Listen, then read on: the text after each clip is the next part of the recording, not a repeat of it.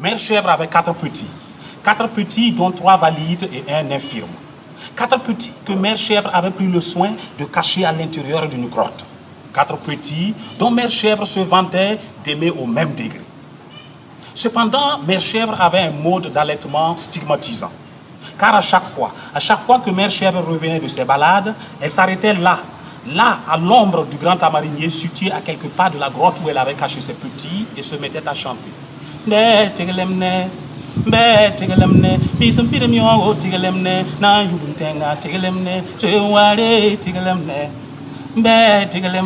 la chanson voulait tout simplement dire: venez mes petits, venez me soulager car mes seins gonflés de lait me font mal. Et là, ces 3 petits valides accouraient et se mettaient à téter.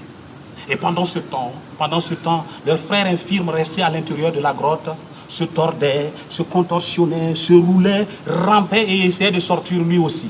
Mais à chaque fois qu'il parvenait à pointer le bout du nez dehors, eh bien, Mère Chèvre avait déjà fini d'allaiter ses 3 frères et sans trop se soucier de lui, repartait dans ses balades. Ainsi, la même scène se répétait tous les jours. Tous les jours, la même scène se répétait. Puis un jour, Mère Hyène qui rôdait dans les parages entendit la chanson de Mère Chèvre et se cacha pour les épier. Et après que Mère Chèvre eut fini de chanter, après que Mère Chèvre eut fini d'allaiter ses petits, après que Mère Chèvre fut repartie dans la brousse pour se balader, eh bien, apparut Mère Hyène, qui, elle, à son tour, prit la voix de Mère Chèvre et se mit à chanter.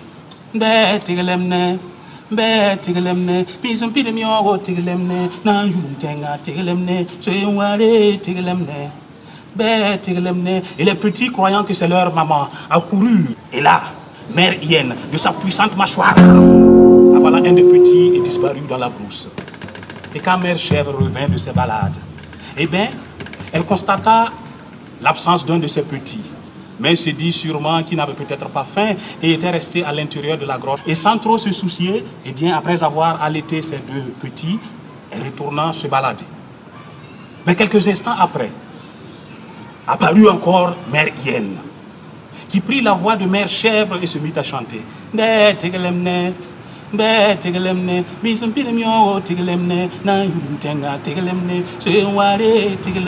Et les petits accoururent encore croyant que c'est leur maman. Et cette fois, Mère Hyène, de sa puissante mâchoire, avala un. Et encore, avala 2 et disparut dans la brousse.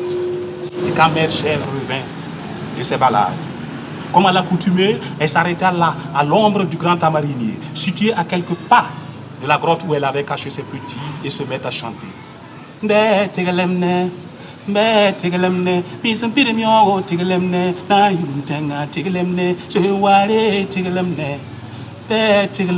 à sa grande surprise, aucun de ses petits n'accourait. Alors inquiète, Mère Chèvre courut, elle, à l'intérieur de la grotte et surprise.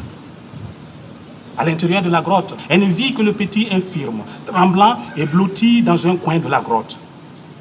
À travers son regard, Mère Chèvre comprit ce qui s'était passé. Et d'un geste maternel, elle le prit dans ses bras, le serra très fort contre elle, le berça, le chouchouta et le cajola. Et depuis ce jour, Mère Chèvre se jura de ne plus jamais le quitter, de ne plus jamais l'abandonner. Mère Chèvre se jura de l'élever avec beaucoup d'amour et d'attention. Pour vous dire tout simplement, mes chers amis, évitons la stigmatisation.